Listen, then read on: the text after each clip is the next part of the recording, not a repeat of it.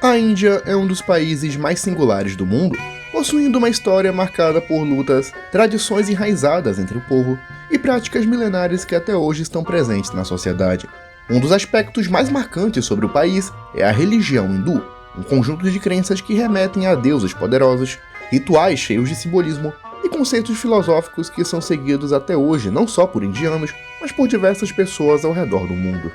O hinduísmo também é uma crença pouco compreendida aqui no Ocidente, apesar de ser a terceira mais praticada no mundo, atrás apenas do islamismo e do cristianismo. Hoje, vamos falar sobre alguns conceitos, divindades, tradições culturais, profecias para o futuro e algumas semelhanças do hinduísmo com outras religiões. Por isso, vamos prezar aqui pelo respeito a uma cultura diferente e com conceitos tão complexos. Observações e comentários respeitosos serão sempre aceitos, mas comentários que ataquem ou tentem demonizar o assunto serão excluídos. Sem mais delongas, sem mais conversa, vamos ao vídeo.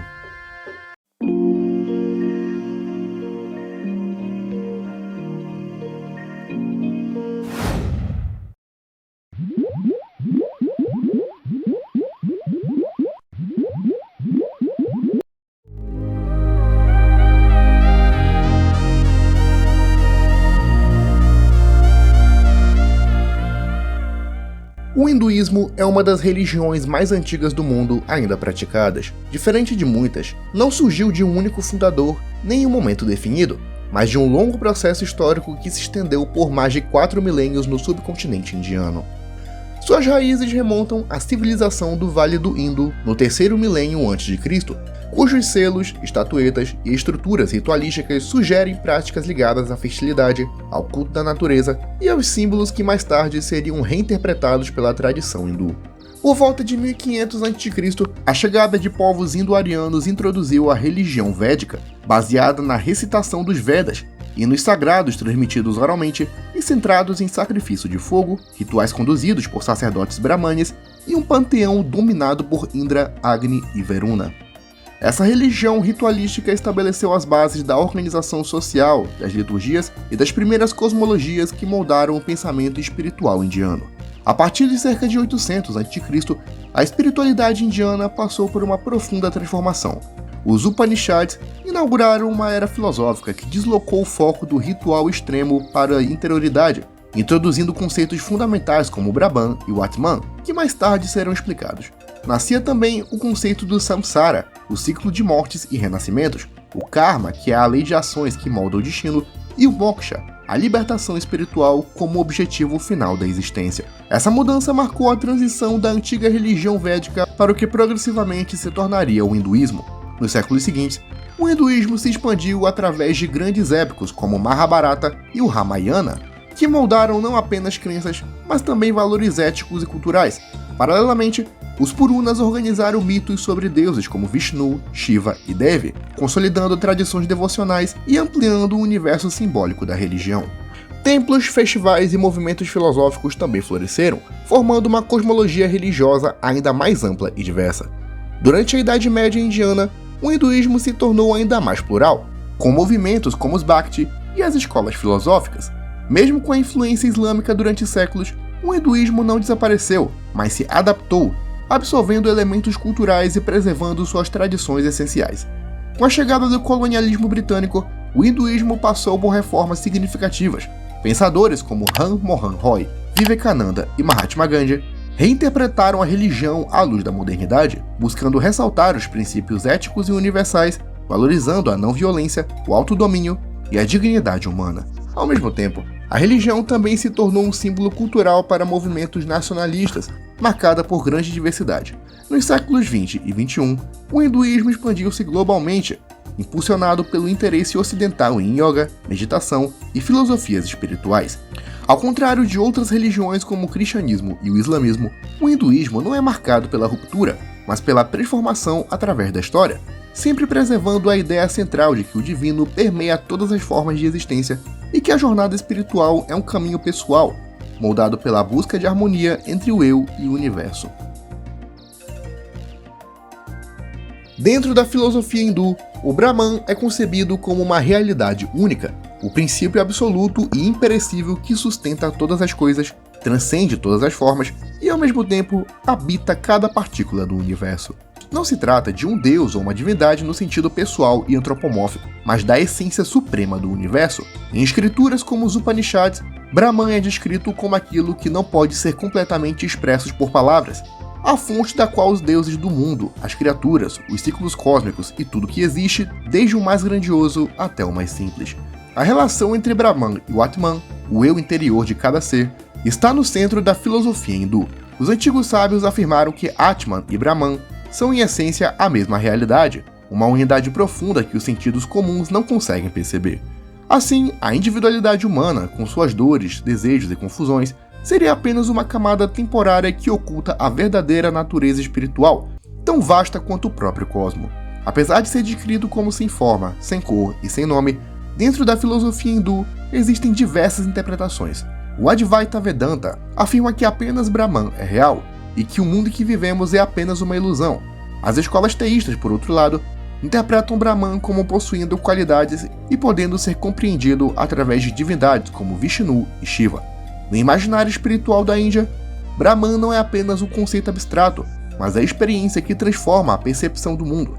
Aquele que compreende Brahman percebe a unidade subjacente de todas as coisas, reconhece o divino tanto no silêncio quanto na matéria e vê o universo como um fluxo contínuo de consciência.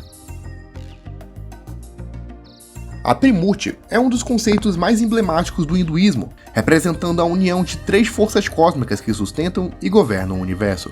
A Trimurti não descreve três deuses separados competindo entre si, mas três manifestações complementares de uma mesma realidade divina que existem em ciclos eternos.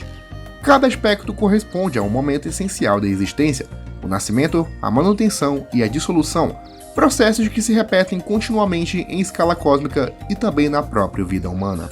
Brahma, o primeiro, é associado ao surgimento do cosmos. Ele é descrito como aquele que dá forma ao universo a partir do caos primordial, criando seres, mundos e tempos. Apesar de sua importância cosmológica, Brahma é o menos cultuado dos três, algo frequentemente explicado por narrativas mitológicas que descrevem punições ou limitações atribuídas a ele, mas também pelo fato de que a criação, uma vez realizada, requer menos intervenção divina contínua. Vishnu, por sua vez, é o sustentador da ordem, aquele que mantém o equilíbrio e intervém quando a harmonia cósmica é ameaçada. Seus avatares, como Rama e Krishna, são centrais para milhões de devotos, pois encarnam virtudes, lições morais e proteção divina em momentos críticos da história. Já Shiva encarna a força paradoxal da destruição, que não é bem a destruição pelo caos, mas uma transformação necessária para que novos ciclos possam surgir. Ele é o deus da dança cósmica, do misticismo profundo e da energia que dissolve as formas para libertar a essência. A Trimurti não é apenas uma estrutura mitológica, mas também um símbolo filosófico da própria dinâmica da realidade. No hinduísmo, criação, preservação e destruição não são eventos isolados, mas são parte de um processo contínuo que se manifesta em todos os níveis da existência.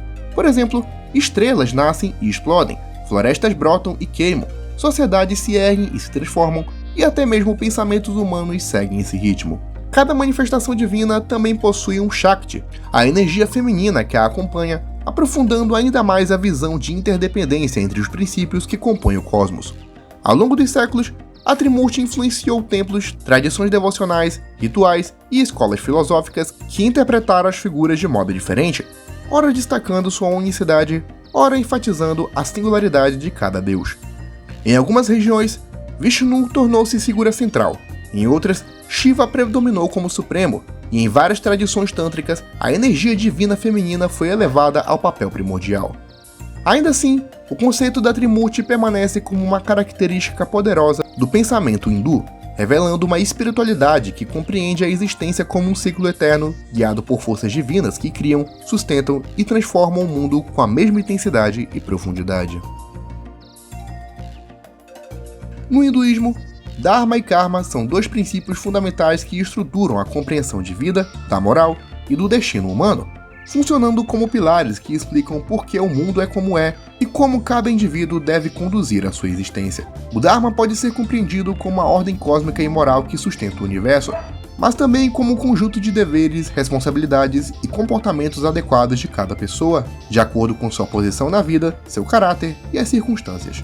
Ela não é uma regra única, mas algo flexível que, dependendo da idade, da profissão, da fase da vida e até da natureza interior de cada indivíduo, cumprir o próprio Dharma significa agir de maneira ética, harmoniosa e alinhada com o equilíbrio universal, preservando a ordem e contribuindo para o bem-estar coletivo.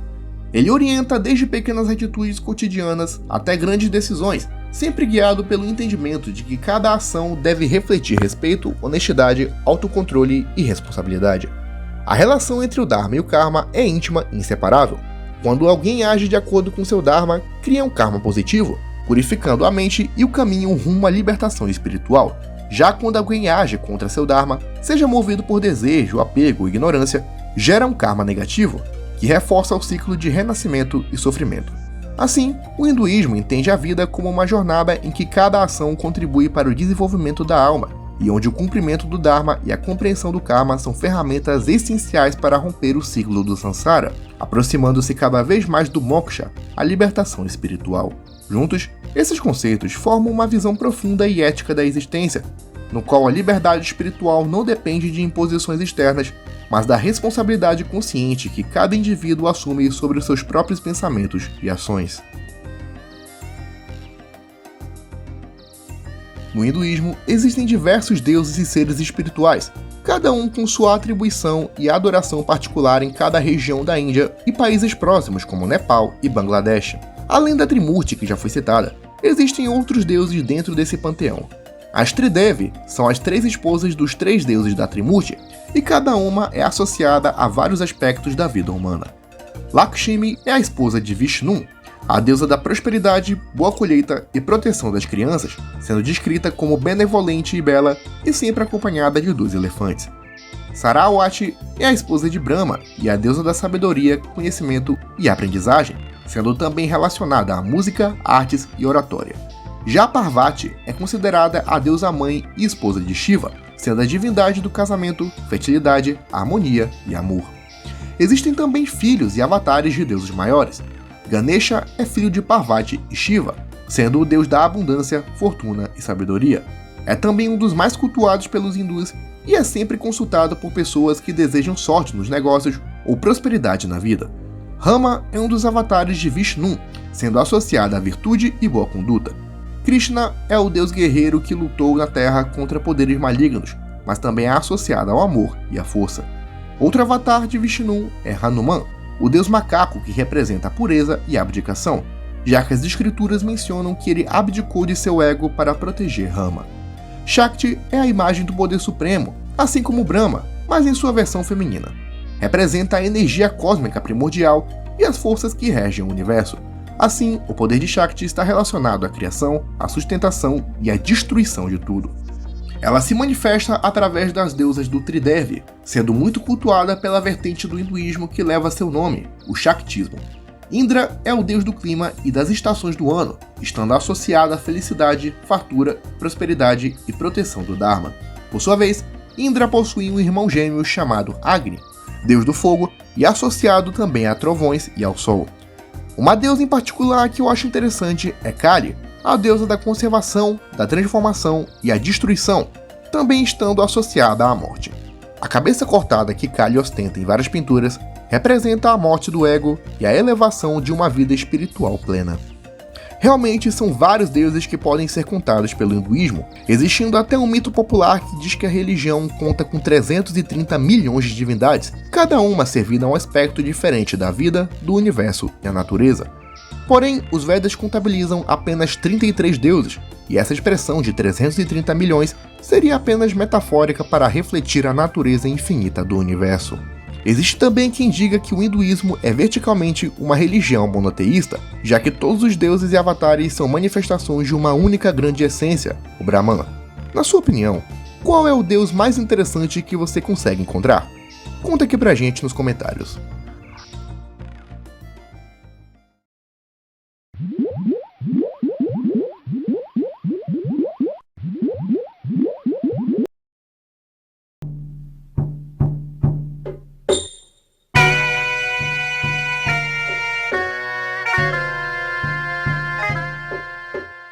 Quando o tema é profecia do fim dos tempos, frequentemente lembramos do apocalipse do cristianismo ou Quiamá do islamismo.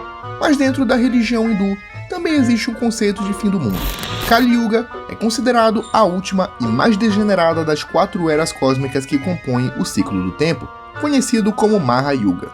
Ele sucede o Satya Yuga, o Treta Yuga e o Dvapara Yuga, e representa o período da história em que a virtude, a sabedoria e a consciência espiritual atingem seu ponto mais baixo. Segundo os textos tradicionais, especialmente os Puranas, o Kali Yuga teria começado após a partida de Krishna da Terra, evento situado em torno de 3102 a.C., marcando o início de uma era de corrupção moral, egoísmo, violência, confusão espiritual e o enfraquecimento do Dharma.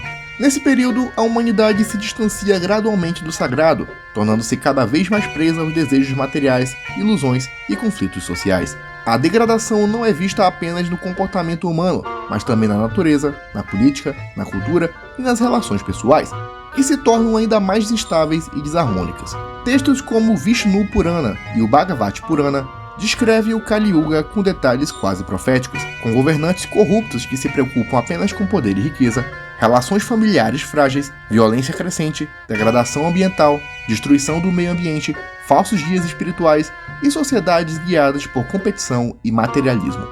O ser humano, segundo as escrituras, se torna mais impaciente, mais vaidoso e mais inclinado a romper com valores éticos. Ainda assim, também é dito que práticas simples, como a repetição dos mantras, a devoção sincera e a autoconsciência, são especialmente eficazes nesse período, justamente porque o véu da ignorância é mais denso e, ao ser rompido, produz grande transformação na alma. Assim como todas as eras que o antecederam, ele terminará para dar início a um novo ciclo de renascimento cósmico. Em algumas tradições, acredita-se que no fim da era surgirá o Kalki, o 10º avatar de Vishnu, que restaurará o Dharma, dissipará a escuridão e iniciará o novo Satya Yuga, marcando o reinício de uma era de ouro. Essa visão cíclica de tempo enfatiza a ideia de que o universo passa por fases naturais de ascensão e decadência, e que a humanidade está inserida em um movimento maior do que qualquer evento individual.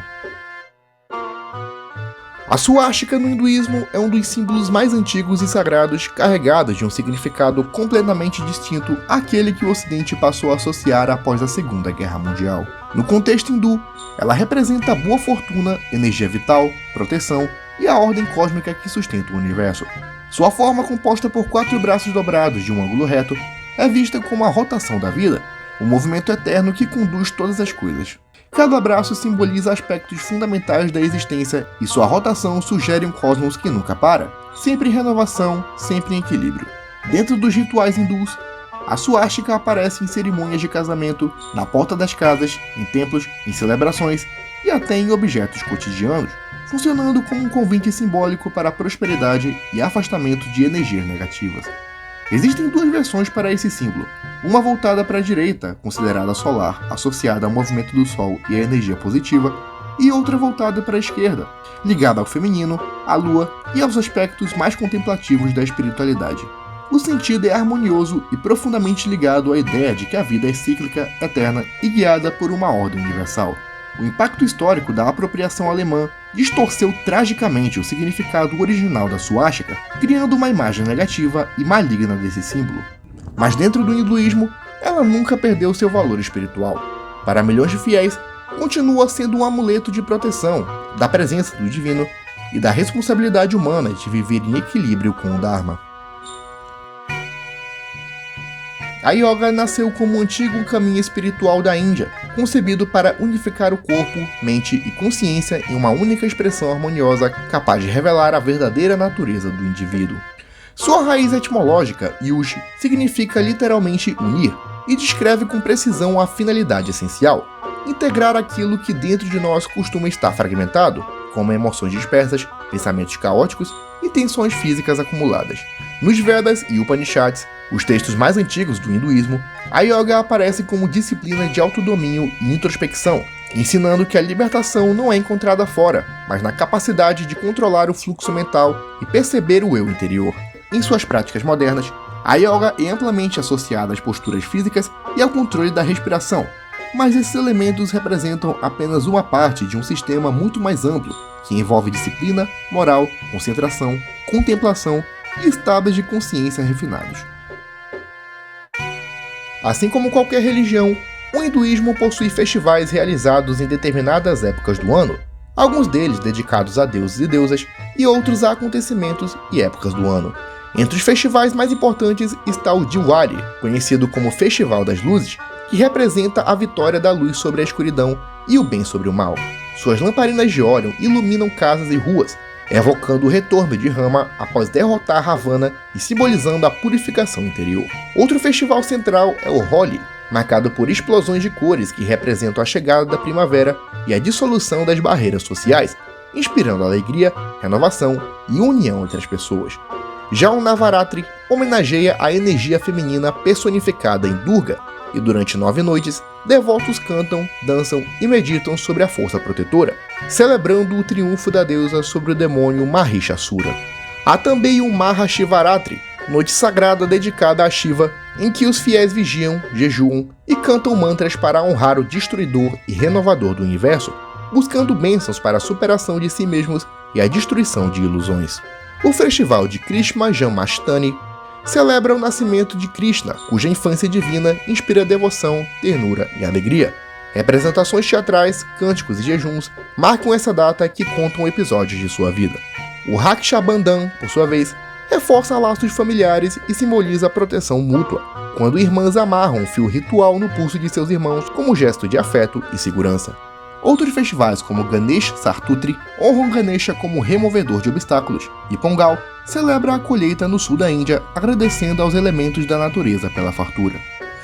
Em determinadas cidades e regiões, a adoração a um deus é maior do que as outras, por isso, muitos festivais regionais também ocorrem e fazem parte da religiosidade hindu.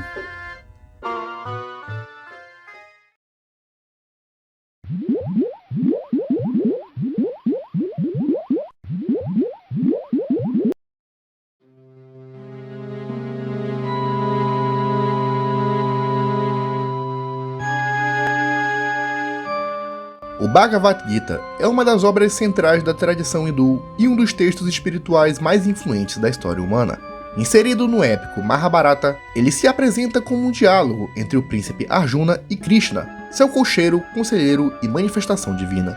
O cenário é um campo de batalha, no instante anterior a uma guerra decisiva, e Arjuna, tomado pela angústia, hesita diante da perspectiva de lutar contra parentes, mestres e antigos aliados. Sua crise moral abre espaço para que Krishna revele seus ensinamentos que ultrapassam completamente a guerra física e adentram as profundezas da filosofia, da ética e da natureza do ser. Nas palavras de Krishna, a vida é regida por princípios espirituais eternos e o caminho do indivíduo é determinado pelo dever, pela disciplina interior e pela compreensão de que o eu verdadeiro é imortal. Ao longo do diálogo, conceitos como a ação sem apego, autoconhecimento, controle da mente, devoção e sabedoria são apresentados como rotas que conduzem o equilíbrio e a libertação. O Gita concilia metafísica e prática cotidiana ao mostrar que a ação correta nasce e se manifesta de forma serena em um coração alinhado com o Dharma, e não do desejo por resultados. Em seu clímax espiritual, Krishna revela sua forma cósmica, demonstrando a Arjuna que toda a existência é sustentada e permeada por um princípio divino e universal. Assim, o Bhagavad Gita transcende o tempo e o contexto em que foi escrito, permanecendo como um guia para enfrentar dilemas humanos, compreender a própria natureza e caminhar pela vida com lucidez, coragem e propósito.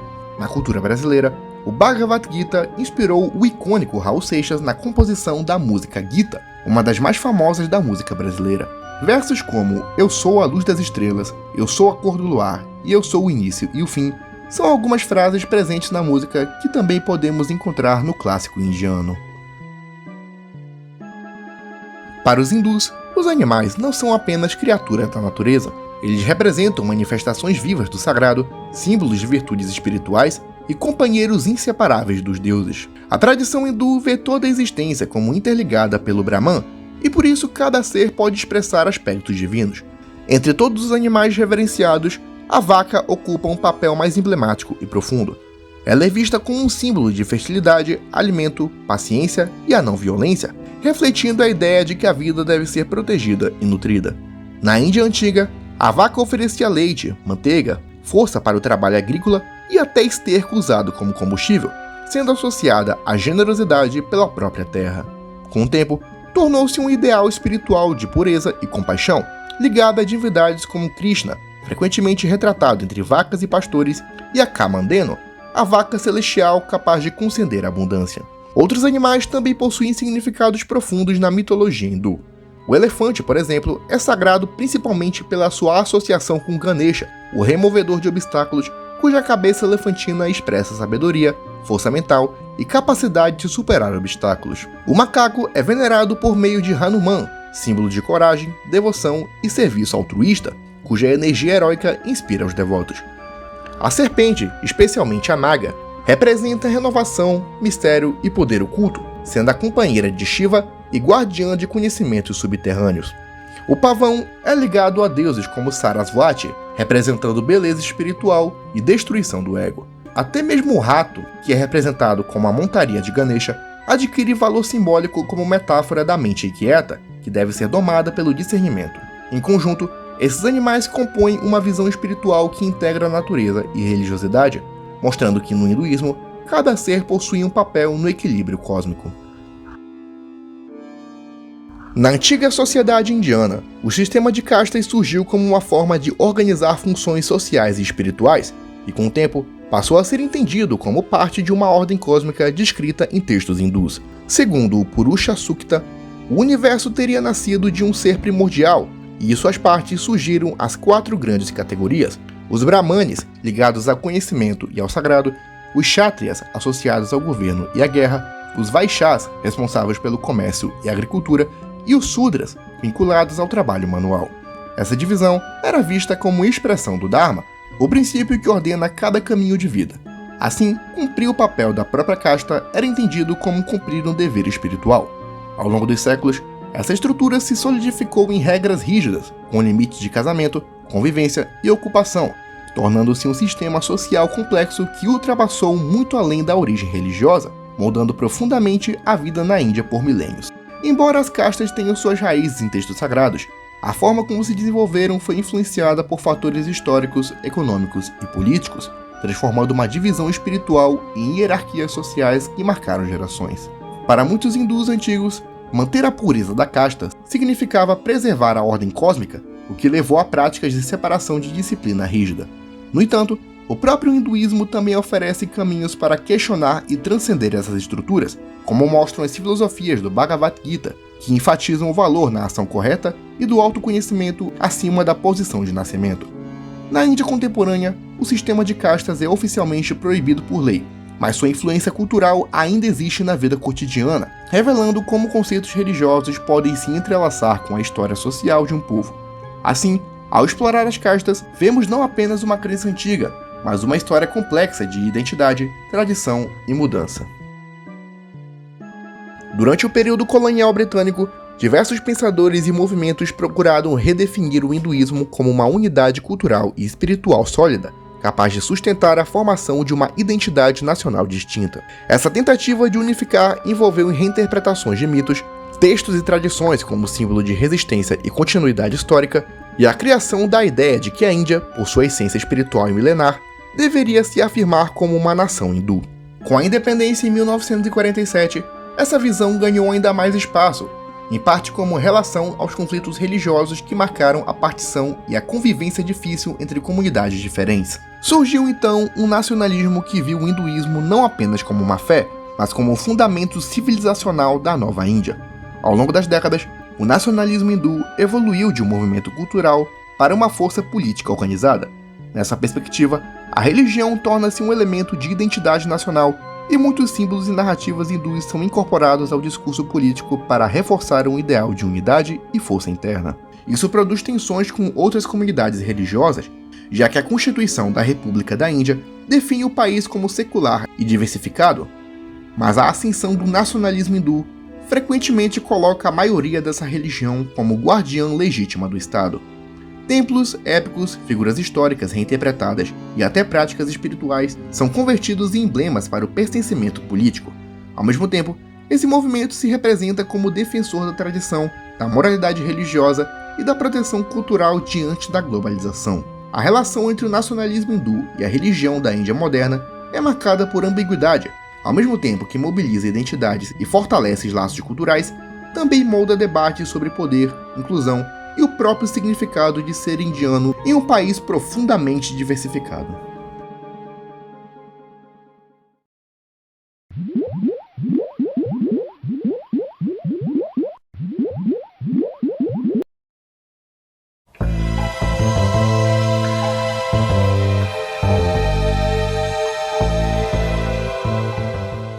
Um tema complexo e que gera acalorados debates são as semelhanças entre o cristianismo e o hinduísmo.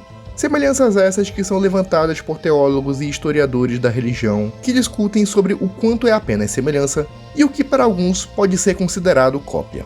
As semelhanças históricas entre o cristianismo e o hinduísmo são bem complexas, já que é um campo que reúne comparações simbólicas, paralelos filosóficos e debates acadêmicos que surgiram a partir do século XIX, quando missionários e estudiosos ocidentais começaram a analisar textos da Índia antiga. Embora as tradições tenham nascido em contextos e regiões bem diferentes, certas convergências chamam a atenção. Uma das mais citadas é a presença no hinduísmo da ideia do princípio supremo, coexistindo com manifestações divinas pessoais como Krishna, Rama e Shiva, algo que muitos veem como uma sombra distante da estrutura cristã que distingue Deus Pai e a encarnação divina em Jesus Cristo. Além disso, o hinduísmo contém narrativas de avatares descendo à Terra para restaurar a ordem e salvar a humanidade, o que superficialmente lembra a missão de Jesus como salvador do cristianismo.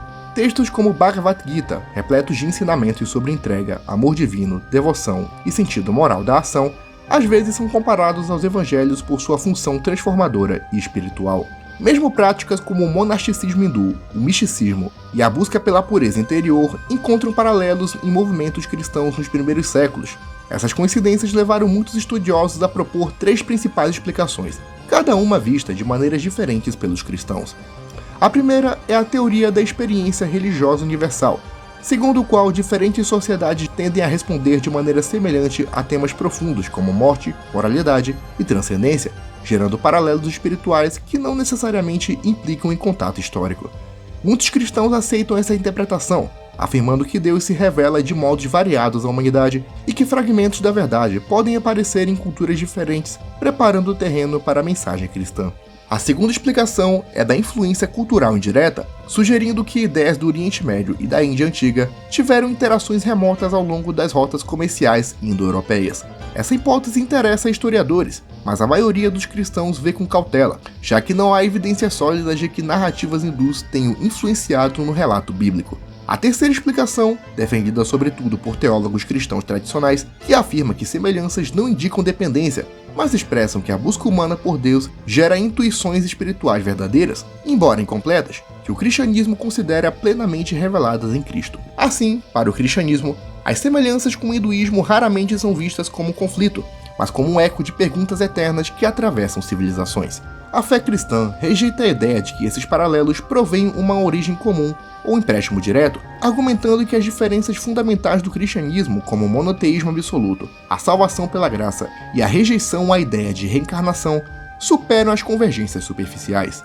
As semelhanças continuam sendo motores para debates no meio teológico e acadêmico, servindo também como argumentos para os ateus desacreditarem a originalidade da Bíblia. Lembrando que eu não estou afirmando nada, nem tentando dizer que o cristianismo copiou o hinduísmo, eu só estou repassando sobre um debate que existe. Se você tem alguma opinião, coloque nos comentários de maneira respeitosa. Os Aguri são um ramo radical e pouco compreendido do hinduísmo, guardando uma das tradições espirituais mais enigmáticas da Índia. Surgido a partir do culto a Shiva em sua forma mais destruidora e libertadora, os Aguri acreditam que o caminho para a iluminação passa por romper completamente os condicionamentos sociais, psicológicos e morais que mantêm a mente presa ao ego. Para eles, nada no universo é impuro, nada é proibido e nada existe fora do divino. Uma visão que os leva a praticar rituais chocantes para o olhar comum, como meditar em crematórios, usar cinzas de cadáveres no corpo, consumir substâncias consideradas tabu e confrontar diretamente tudo aquilo que a sociedade rejeita. Essa busca radical tem como objetivo destruir o medo da morte, superar o apego ao corpo e reconhecer a presença de Shiva até nos aspectos mais sombrios da existência.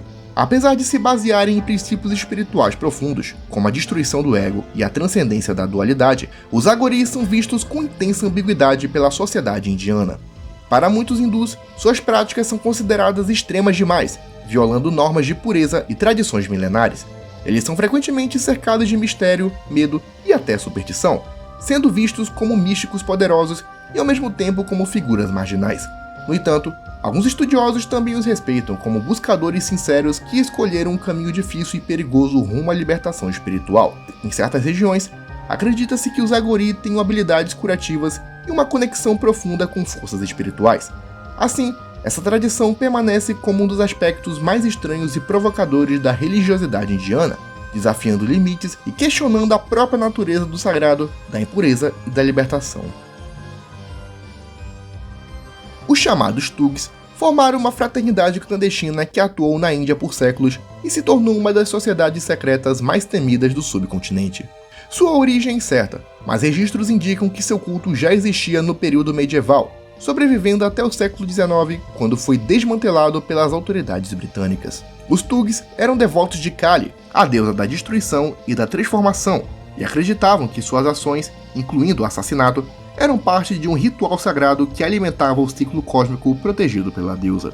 Para eles, eliminar viajantes não era visto como um ato de violência, mas uma oferenda religiosa que deveria ser realizada com precisão, sigilo e pureza ritual. Essa crença criava um código rígido, cheio de regras tabus e cerimônias místicas, transformando o grupo em uma verdadeira ordem mística com hierarquias e iniciações. Os métodos dos Thugs baseavam-se na infiltração entre caravanas e viajantes. Eles se aproximavam como companheiros de estrada, ofereciam ajuda e, no momento certo, executavam o estrangulamento ritual, considerado uma forma limpa de matar sem derramar sangue, o que era visto como essencial para honrar Kali. Após o ato, seguiam-se orações partilhadas de espolhos e a eliminação cuidadosa dos vestígios. A atividade se espalhou por grandes rotas comerciais, tornando os Thugs uma ameaça constante e invisível, pois não formavam um exército e sim uma rede secreta que passava tradições de pai para filho.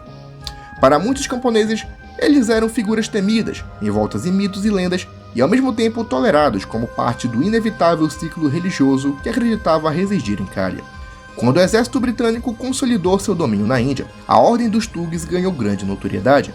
Operações sistemáticas foram organizadas pelos europeus para rastrear e prender membros dessa fraternidade, resultando na destruição de sua estrutura no século XIX. Os colonizadores, fascinados e horrorizados, transformaram os Thugs em um símbolo de barbárie ritual, embora estudiosos modernos discutem até que ponto esse retrato foi ampliado por interesses coloniais. Atualmente, os Thugs são uma memória de sangue da história indiana, sendo considerada uma seita macabra tão cruel quanto aquelas da era moderna, como a Aum Shirinku e a família Manson. Elas também servem como modo de mostrar que toda religiosidade pode moldar a cabeça de um ser humano, assim como vemos em grupos fundamentalistas de orientação cristã e muçulmana.